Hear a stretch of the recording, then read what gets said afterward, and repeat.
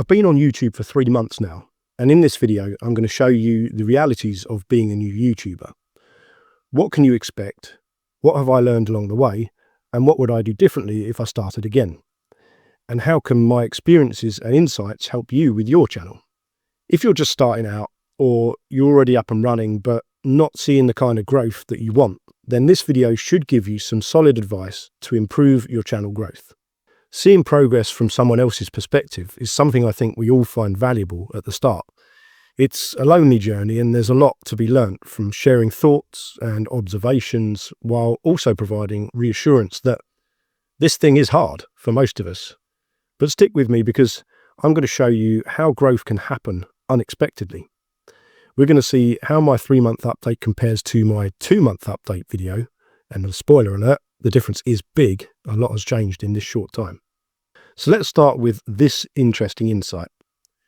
How many videos should you upload per week?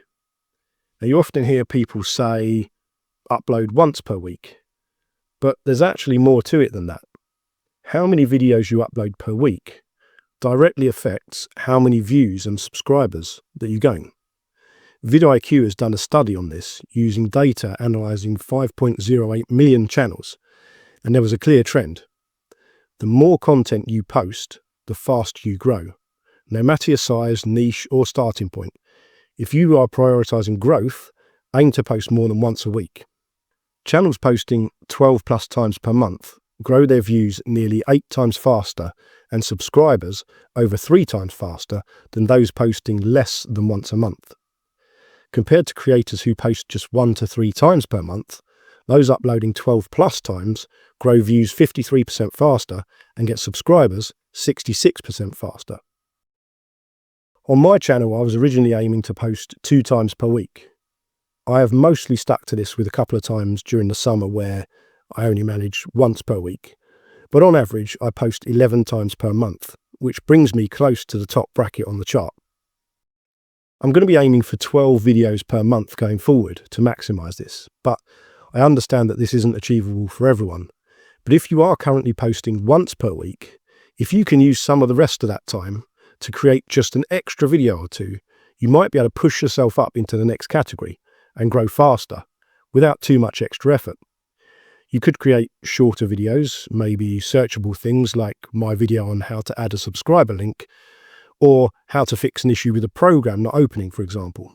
These extra videos might just boost your growth, and the growth should compound over time, as you will slowly build more and more extra content for people to find. Do what you're comfortable with, but if you can push to do more, the rewards should show. So let's talk a little bit about the algorithm. Here's another possible effect that posting more will have on your channel. It helps the algorithm to understand your channel and your content more quickly, giving it a better chance to find your audience. In an interview, Christos Goodrow, Vice President of Engineering at YouTube, gave a lot of key information that you need to hear. I'm going to summarise that info, and it should be a game changer if you're not aware of how YouTube goes about finding your audience. So first off, YouTube tries to find you an initial audience by pretty much randomly testing your content on a sample of people. The systems are not good at finding you an initial audience. So the systems want to test on known people who have interacted favourably with your content before. And we now know that YouTube isn't good at finding these initial people. So if you can help YouTube to find your audience by being clear about your niche, descriptions, titles, thumbnails, and sticking within a defined area, growth could happen faster. Once you have an established base of subscribers, YouTube will test your videos on these people first. If they react favourably, YouTube will then find you more people like these and present your videos to them. While YouTube is not good at finding the initial audience, it is very good at finding people similar to those who do already like your content. So if you want to grow, you need to establish a clear base of subscribers first, a core audience. After this, things become much easier. So how do we do this? Well, one thing is, the more relevant videos you post, the faster you'll grow your subscriber base, which then allows YouTube to present your content to more people like these, compounding that growth over time. But that's not all. Let's also look at where your videos are being shown. I will show you my analytics comparing my stats from the 2-month update video with my current 3-month stats. So let's start with age and gender. So overall, there are about 54% male viewers on YouTube compared to 46% female. Now, I previously had on my channel 100% male viewers, but this has changed now to 81.5% male and 18.6% female. This shows me that YouTube is spreading my content a little more evenly than before, which is great, as it represents a more balanced sample of people. And that is important for any type of growth, because YouTube is now sending things out to a different group of people. But when it comes to age, this is where things have really shifted in the right direction. Although anyone is welcome on my channel, I do specify people over 40 as my key target audience. YouTube didn't understand this before, and all my viewers were younger than 35. But now this has shifted exactly as I intended. I'll tell you what I did. I basically mentioned my 40+ target wherever I could, in descriptions, titles, thumbnails, and while I didn't go over the top on it, I tried to give YouTube enough to realise that these are the people I intend my videos for. So if you have a target age group, demographic, niche, or whatever it is you're targeting, make sure that you focus down on letting YouTube know where to show your stuff. This, amongst other things, resulted in my channel growth speeding up significantly. Look at this. I had 46% views from the 18 to 24 age group previously. Completely wrong for my channel. Not only does my content talk about 40+ issues like having a family and so on, it also goes at a pace that is probably not suitable for many younger people. My videos are not all editing, jump cuts and flashy effects. They're more paced for an older audience demographic, people like me. So this also goes back to what I've said about analytics in the beginning. You should look at them, but at the start, they are more useful to see why your channel isn't growing than showing you anything useful about why it is.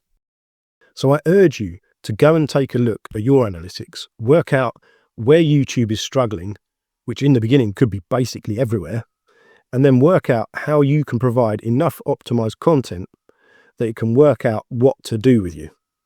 Now let's talk about the different categories that YouTube can show your content in. This is something I talked about in my previous weekly and monthly update videos, and this is huge for your growth. Where are your videos being shown? There are 4 main categories. The first one is browse features, and this is traffic from the home screen and where people find themselves when they're looking for something to watch, but maybe they have no specific plan in mind. So they're browsing, like going to a shop and just looking around to see what catches your eye. And then we have suggested videos. These are your videos that get suggested alongside or after other videos. And then we have search. This is people using the search bar to look for specific search terms. And lastly, channel pages is where traffic comes from your channel's homepage or from another person's channel's homepage. On my 2-month video, all of my traffic is coming from suggested videos. This resulted in a terrible click-through rate of 0.4%, which meant that my overall click-through rate was pulled down to just 0.9%. And I'm going to go out and say, suggested videos is bad and not a place that you want to be. Why? Well, here's my theory. If your video gets suggested after another one, there are a few major problems. The first one is the viewer already got the information from the first video they watched. So why do they need to watch your video that's basically on the same or a similar subject? And the second problem is they've already watched probably a long-form video, so they don't have time to watch another one now. Now, the other problem is if your videos are being suggested after other videos that have nothing to do with your channel or your niche, then no one will click on them, no matter how good they are. This is something that was happening to me. We'll come back to that in a moment because it's important. Now, YouTube has at least gotten better at putting my videos after more relevant stuff than it was before. Let's take a quick look at that here now. So This is a selection of videos that my content was previously being suggested on. And here are some results from now. Previously, Diddy Male Dancer exposed it all. Shangela versus Mimi I'm First, Queens from Outer Space fight. Brandon and Mary's toxic relationship continues, 90 Day Fiancé. Her mentally unstable daughter got indicted for murder. A pickup artist laments men are not allowed to speak anymore while speaking to a room full of men. How is any of that stuff relevant to my niche, my channel, and talking about YouTube growth and trying to help people? It just doesn't make any sense. And this is after 2 months. Now, let's look at what I'm getting suggested on now. Multiple videos from Raina on Small Retired Life's channel and Rob the Maritimer. And those are two people that I subscribe to and I love and I watch. And they are exactly the type of people and the type of audiences that I'm trying to target.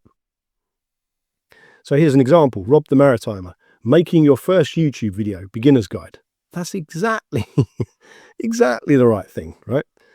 DIY easy YouTube studio in 2025. I actually made a video about my home studio myself, so perfect. And then we got another one of Raina's videos, YouTube in retirement, my first year and what happened. Funnily enough, that's actually a video that she recommended my channel on. So somehow YouTube has linked us together and seems to understand that now, which is great. And how to read script while recording video without a teleprompter. That's fine, perfect. Those are exactly the type of videos that my content would make sense to be recommended after. These first ones are nothing to do with anything I've ever made a video about or anything I ever watch, especially on this channel. On this channel, I only watch videos about YouTube growth pretty much. If I watch any other type of videos, music or anything else, I do it on another channel. So there's no reason that I can see that YouTube would recommend my videos after these, apart from the fact you just got it completely wrong for some reason. And it proves my point that at the beginning, it's random. And YouTube will just send your stuff out and hope that someone bites. And then it will try and find you more people like that. But maybe some people just clicked on my video from some of these videos because I was talking about the fact I lost my job. And that's kind of, you know, a human interest, gossip type of thing. Oh, this is interesting. What's happened to him? Drama. Because all these things are drama based. So, I mean, even if somebody from those videos, these videos here, clicked on one of my videos in the past, it still didn't mean that they liked it or that they were going to be interested in any of the other stuff I do. So take a look at your channel and just see what you think and see if you can see stuff like this. Because if you can, it will tell you your content might be great, but if it's being suggested after things that are nothing to do with you, it won't go anywhere. It's as simple as that. So you need to fix that. So how do we fix this then? And where do we want our videos to be shown instead? The answer is browse and or search. Let me tell you why. But first, let me just start by saying that there is nothing wrong with channel recommendations. It just probably won't be as common to see your traffic coming from here. I have a special reason that this has happened to my channel, which I'll explain in a moment. But of course, the fact people are going to your channel and exploring it and maybe clicking on your videos is great. And that's exactly what you want. But the main way to get this traffic is to just make good videos that people get to see so that they are then interested enough to go to your channel page. Most people won't find your channel page until they've watched at least one of your videos. And your videos will more likely get found from them being served to viewers from the search or browse categories. So just focus on those. Now, I said I'd mention my special reason for my channel recommendations being significant. What I did to achieve this was to network with other creators. And Raina at Small Retired Life became one of my biggest supporters. And there's a link in the description to her channel, which is basically in every single one of my videos because she's great. So go and check her out. Now, Raina was kind enough to recommend my channel in one of her videos. The fact she has 54,000 subscribers and talks about retirement means that I got a boost of people coming from Raina's channel to mine, who also maybe have similar interests in YouTube and growing a channel either as a hobby, a retirement side project, or a source of income. So a quick thank you to Raina and her subscribers that found their way here, and especially those that let me know in the comments below, because I'm able to see that this did give me a significant boost at that time compared to the 19 or so subscribers I had before this. And I'm now able to share this information to benefit others, to show that networking can be great for growth, but also to form valuable personal connections. Now, I do have to say this though, never try to get people to your channel who are not interested in your content, because that will have a negative effect on your growth. For example, never do that sub for sub activity where you have a random stranger in a completely unrelated niche subscribe to you in exchange for you subscribing to them. That will only hurt your channel for the reasons we've already talked about. You need an interested and engaged core audience in order for YouTube to find you more people like them. I think you get why this won't be the case if you have a bunch of random people on your channel, people who couldn't care less about your content and will basically be inactive or dead subscribers who will never watch anything from you that YouTube puts in front of them. So never do this. But I think you can see that done correctly, this can have a positive effect on your growth. So consider it as a possible thing you could explore. But I wouldn't focus on this above browse and search, and I'm about to tell you why. Search is a great source of traffic. Let's have a look at traffic from search. Now, although I haven't targeted search as much as I could, it's still a fantastic traffic source. Look at the click-through rate, for example. At 2 months, this was my best click-through rate category. At 3 months, it still is. If you want to make sure your click-through rate is great, even if your thumbnails and titles still need some work, target search. I'm going to do a more detailed video on this in the future. But as an example, a video I have on another channel has 55,000 views. I haven't touched this channel for 6 years and it only has 10 videos. These videos don't follow any of the YouTube advice you hear aside from one thing. They are all tutorials that specifically target search. So if you create how-to or instructional videos with very specific subjects, I would recommend you go all in on search. How to train a dog to sit, chicken soup recipe. In my case, CapCut Full Beginners Tutorial 2025. Anything like this is prime for search, and in my opinion, for some content, search is the absolute best category that you can appear in, hands down. It's really powerful. So even if you don't currently make search-friendly content, could you? Have a think about it and see if you can come up with some video ideas in your niche that would be search-friendly. Search is even recommended by Christos Goodrow at YouTube for new channels to grow. So I strongly urge you to think about it. It might just be the best thing you can do for your channel right now. Okay, so browse then. To me, browse is your more curiosity-related category. What I mean is titles like How I Quit My 9 to 5 and Went All In on YouTube. It's a little more open and geared towards grabbing people's interest. The key thing in this category is that it serves people who maybe have opened up the YouTube app, but they don't yet know what they want to watch. Search people are going to be looking for something specific. Browse people are going to be window shopping. So in this category, you're looking to entice people by providing them with different types of content that will grab their attention. Not clickbait, because you don't want to deceive anyone. That's a fast way to lose trust. Rather, you want to make people curious or perhaps challenge a belief they have about something. So they click on your video because they have to find out what it is that you have to say about that thing.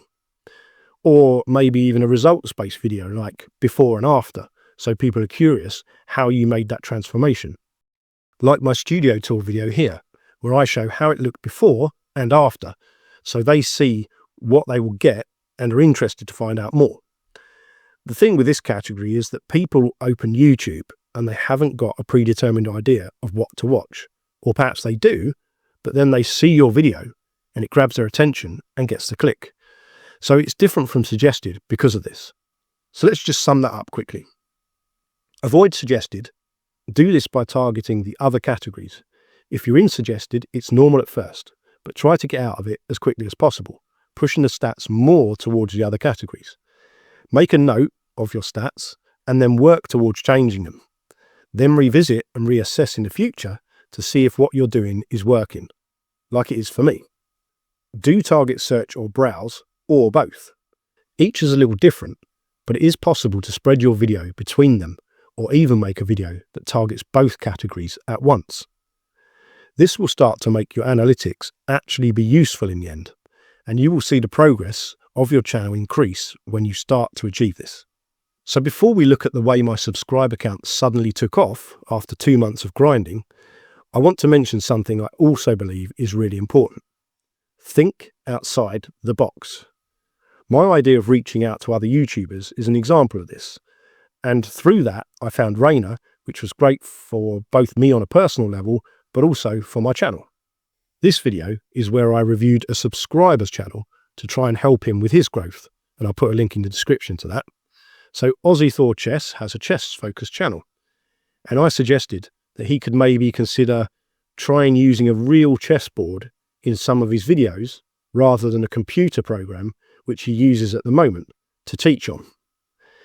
Now, everyone else in that niche also uses computer programs to demonstrate their chess tutorials. So to stand out, sometimes you have to do something a little bit different. As Rob the Maritimer mentioned in this video here, this can help to set you apart from the competition. So don't be afraid to experiment with new ideas.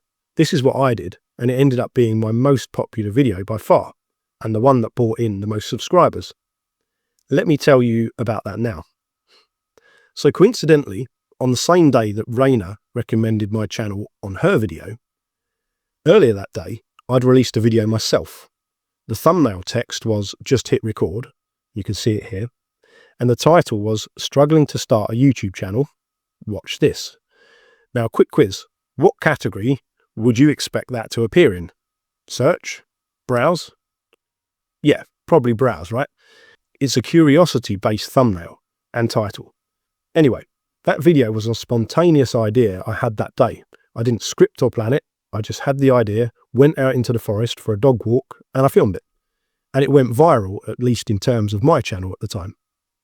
And it's also one of those videos that I think could maybe actually go properly viral later on, because it continues to be my best performing video in terms of bringing views and subscribers to the channel.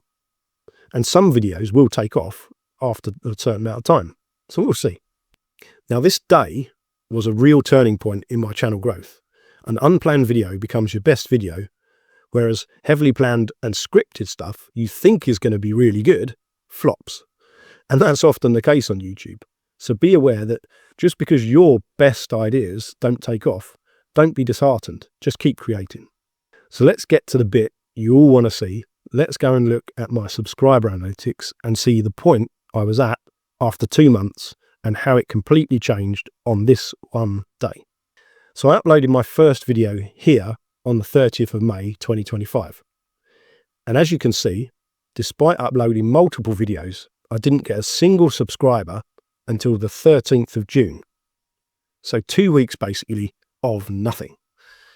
And then pretty much nothing happens for the whole of June. By the end of that month, I've gained 5 subscribers. Now in July, it was basically the same. I go from 7 to 11. So actually a little bit worse. And at this point, you're starting to think, okay, this isn't great. I then had a quick jump up at the start of August to 14 subscribers. And then by the 11th of August, I'm at 19 subs. So now bear in mind, I've almost been going 2.5 months now, and I'm on 19 subscribers. Now, while I was super appreciative to have these people following along, it's definitely not overly encouraging. Although at this point, at least, I have started to get a few subscribers each day during August. Now here's where I released that Just Hit Record video. And then later that day, Raina recommends me in her video. And this is where it all changed. I went from 19 to 40 subscribers in a single day. So basically double overnight. And by the following Monday, I'm at 80 subscribers. So in 1 week, I've 4 times my subscriber count from the 19 that I started with. So jumping forward in weeks now, by the 25th of August, I've gone from 80 to 125. And by the 1st of September, I'm on 164. And today, I'm actually on 168. So while I expect a slowdown after an outlier video like that, a few things have now changed quite significantly. Firstly, I have a body of work, a selection of videos to allow YouTube to better find my people. I have a core audience that YouTube can reference and find me more people like. And I have momentum. People started commenting more, liking my videos more, and just generally being more active and engaged. So where the subscriber numbers barely moved before, now I expect to get around 5 per day on average, which is great. And this usually happens when the US viewers are active. And this is reflected in my analytics. So when these top locations are active, that's when I expect to see the most subscribers trickling in. Now, you'll hear people say that subscribers are not important. It's the engagement and so on that is. And while that is true later on, it isn't true at the start. I'm focused on subscribers because the key at first is to get that initial audience, as we have already discussed. So while they are not an indicator of success like watch time, click-through rate, view duration and so on, they are a key metric at the start because they form your core audience and the basis of how YouTube identifies other people who might like your stuff. So you really need this to make any of the other stats make sense. And this is clear in my previous channel update videos, where all of my analytics were useless. But I'm now starting to see a shift where some stats are actually becoming more meaningful, and I can start to see the possibilities as I gain more subscribers and engagement. Now, a quick note on thumbnails. So far, my best performing ones seem to be when I just use a still from a video as a thumbnail. I still don't have a lot of data to fall back on to back that up, but this at least seems to be the pattern so far. And that brings us on to the fact that please don't forget, at 168 subscribers, I'm still very small. So all of my analytics and analysis here is based on a small sample size. Don't get caught out making assumptions that are not properly evidenced, especially if you're doing it to confirm something that you're hoping is true. Try to be objective when you analyze your channel and find the truth, so you really know what works and what doesn't for you and your audience. This will tell you what you need to do next. But if you focus on stats just because someone told you to, without actually thinking critically about it yourself, you might actually be focusing on things that won't make any difference and just waste a lot of your time. For example, have a bad click-through rate? Just improve your thumbnails. Well, clearly I hope I've demonstrated that if you spend time doing this while your videos are being shown to people who have no interest at all in your content anyway, then this will be a massive waste of time. You'd be better off just making more content that helps YouTube find you your audience. So just think before following any advice, including mine, unless you can see a good reason to follow it. What's my plan going forward then? I'm aiming to make 3 videos per week going forward, or a minimum of 12 total per month if possible. This is one of those things I can control, so I'm going to try and achieve it. If it's best for growth, then I've got to give it a shot. Otherwise, there's going to come a time when I need to start looking for a new job. And of course, that would have a big impact on the time I can spend on this channel. So it's now or never, basically, for me. This is my one shot. So if you have a similar chance, just go for it. I also want to focus on how to keep the core principles of my channel in mind in everything that I do, and work out what people are struggling with and how I can optimize things to help them and provide maximum value. I also want to ensure I do this while remaining true to myself and not lose my own identity. I might elaborate on this further in a future video, but it's something that I've been thinking about a lot recently. When you are at a certain stage in your channel, you have to look back and reflect on what you've been doing and maybe rethink your strategy.